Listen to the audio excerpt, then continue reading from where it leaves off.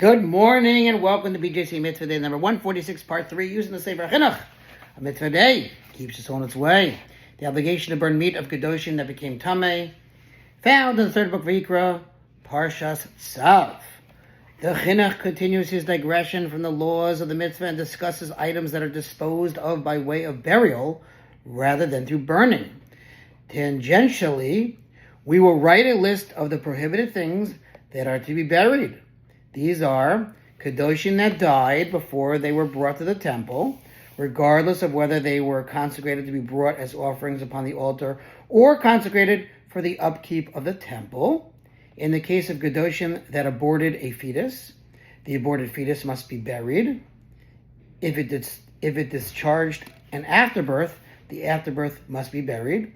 Also among the items that must be buried are the ox that is stoned, the decapitated calf, the birds of a Metzora.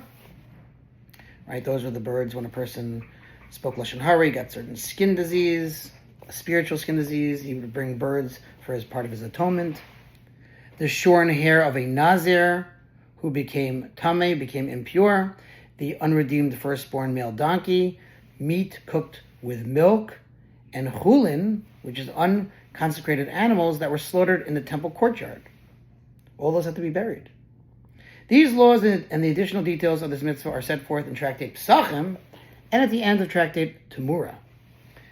The mitzvah of burning kodashim that have become tamei, that have become impure, is applicable in the time of the temple and is incumbent upon both Kohanim and Israelites. The Chinuch explains when the mitzvah must be performed by Kohanim and when it must be performed by Israelites. How so? In the case of those kodashim that require burning inside the temple, we mentioned this a little bit, their burning is incumbent upon the Kohanim. However, in the case of those that are burned anywhere throughout the city of Jerusalem, such as kodashim kalim, offerings of lesser sanctity, we mentioned that were removed from the temple courtyard, the Israelite owners burn their portion if it became tamei or nosar in their homes.